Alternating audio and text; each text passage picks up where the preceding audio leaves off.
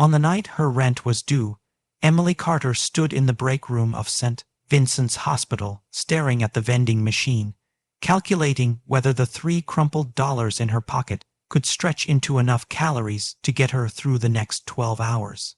The machine blinked with glossy candy bars and glowing chips bags, mocking her. She chose the cheapest granola bar, her hand trembling as she punched the button. It dropped with a hollow clang, the sound echoing her stomach.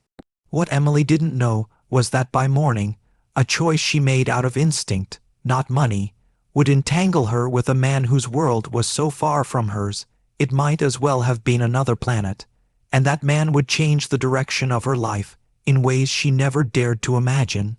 Emily was 32, a nurse with dark hair tied back in a tired knot, strands always escaping no matter how many pins she used. Her sneakers were worn through at the soles, patched with duct tape beneath the white rubber edges. Her backpack, slumped in her locker, carried a tear along the zipper she had stitched clumsily with dental floss. At home, her fridge was nearly empty, 2 eggs rolling in the corner, half a bottle of ketchup, and a jar of pickles past expiration. An eviction notice curled at the corner of her apartment door, taped there for days now, the ink smudged from her brushing against it each night when she came home.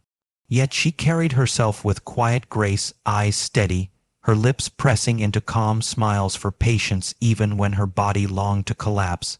That night in the ER, chaos surged. A man had been wheeled in after a terrible car accident, blood loss severe, time critical. Emily rushed to prep Roman 4s, her fingers trembling only slightly before she steadied them. The attending doctor called out the inevitable. The blood bank was running low on the rare type the patient needed. For a moment the room froze. Then Emily spoke, throat tightening. "That's my type. I'll donate." Her colleagues turned, startled. "Emily, you've been on your feet 16 hours. Someone muttered, but she only nodded firmly, already rolling up her sleeve. The transfusion went ahead, her blood flowing into the stranger who hovered between life and death. As the patient stabilized, Emily slumped in a chair, pale but resolute, brushing damp strands of hair from her face. She didn't even notice when the man's hand twitched, when his eyes fluttered faintly open. She had given her strength without question, without knowing who he was. Hours later, she stepped into the quiet hospital corridor, sipping weak coffee from a paper cup. Her lips were pale, her shoulders sagging. That was when she caught a glimpse through the glass of recovery. The patient, tall even under blankets, broad-shouldered, handsome despite the pallor of trauma. His features were strong, jawline sharp beneath medical tape. His eyes, when they flicked open and settled on her for the briefest second, were startlingly alert, filled with questions. She looked away quickly, reminding herself he was just another patient, another case she would never know beyond a chart. 2 days later, Emily was hurrying down the corridor when she heard a voice, warm but hoarse. "Excuse me, nurse." She turned and saw him sitting upright, bandages visible under the hospital gown, but posture proud. His hair was neatly combed now, and he had that unshakable aura some men carried, as though the world bent around their presence. "I'm told you. Gave blood to save me." Emily froze, heat rushing to her cheeks. She shook her head lightly, brushing hair behind her ear. "It's what anyone would have done. I just happened to match." His lips curved faintly, almost a smirk, but softer. "Not everyone would have. I'm Daniel Hayes." He extended a hand, steady despite the Roman 4 taped against his wrist. She hesitated before taking it, her fingers brushing his, startling at the firmness. The name tugged at her memory. She had heard it before, in news snippets, maybe in glossy magazine covers stacked at the grocery checkout line. But she didn't place it until later, when she overheard 2 junior doctors whispering near the nurse's station. Daniel Hayes, CEO of a major tech company, widower, father to a young daughter. That realization struck Emily with a strange blend of awe and disbelief. She thought of her own refrigerator light flickering, of counting coins at the self-checkout for bread, of the notice curling on her door. The contrast was so sharp it almost hurt to breathe. That evening, after her shift, Emily lingered outside the hospital in the drizzle, pulling her thin coat tighter. Across the street, black sedans pulled up, men in tailored suits stepping out, carrying sleek briefcases. And then she saw Daniel again, stepping carefully, leaning slightly but moving with confidence. Beside him was a little girl, maybe 7, with long blonde hair in a braid, clutching his hand tightly. She wore a red coat with shiny buttons, the kind that gleamed like Christmas ornaments. Emily watched them unseen, her throat tightening. The girl looked up at her father and whispered something, tugging his sleeve. He glanced across the street, and for a heartbeat, his gaze landed directly on Emily. Rain streaked the hospital glass between them. Their eyes locked, and though she turned away quickly, she could feel it. He had noticed her, really noticed. And that was the beginning of something she couldn't yet name, but it filled her chest with a mixture of dread and impossible hope. Daniel Hayes asked for her name the next day when she was checking his vitals. His voice was quieter now, less commanding, almost searching. "Emily Carter," she said, and tried to keep her tone neutral, her hands steady on the blood pressure cuff. His eyes lingered on her, and she felt the weight of it. He wasn't just being polite. He was memorizing. In the following days, Daniel's recovery drew unusual attention. Visitors came in polished shoes and crisp coats, executives carrying tablets, speaking in clipped tones about contracts and schedules. The nurses whispered about his wealth, about the private cars idling outside, but Emily stayed at the edges, doing her work, never lingering longer than necessary. She didn't belong in his world, she reminded herself. She lived in a walk-up with a leaky ceiling and a flickering bulb in the kitchen. She had to count out exact coins on the bus and skip dinners more often than she admitted. Men like Daniel Hayes lived behind gates, in glass towers, far away. And yet, one afternoon, she found him waiting in the lobby as her shift ended. He wore a simple black sweater and dark jeans, but the way the fabric clung, the cut of it, still spoke money. His little girl sat beside him with a sketchbook in her lap, crayons scattered. Emily hesitated by the sliding doors, clutching her duct-taped backpack. "You saved my life," Daniel said, standing slowly, his voice firm but not arrogant. "That's not something I can ignore.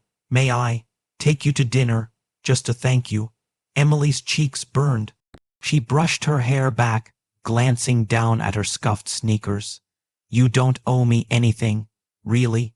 It was my job." His daughter looked up then, her braid loose now, big eyes curious. "Daddy says heroes shouldn't walk away hungry," she said, innocent, sincere. The words pierced deeper than anything Daniel could have said. Emily pressed her lips together, throat tightening. She didn't go to dinner. She couldn't. Instead, she walked home in the drizzle, past glowing cafes where couples laughed over steaming bowls, her stomach growling. She opened her fridge, stared at the 2 eggs and the jar of pickles, and closed it again. She sat on the floor by the window, listening to the hum of the broken radiator, wondering why his daughter's words hurt more than hunger.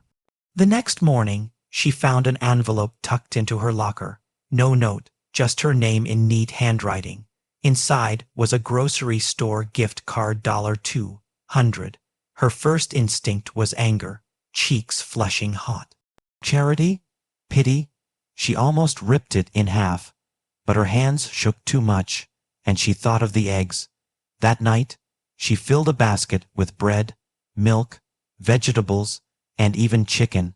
At self-checkout, when the machine chirped, approved, her eyes blurred.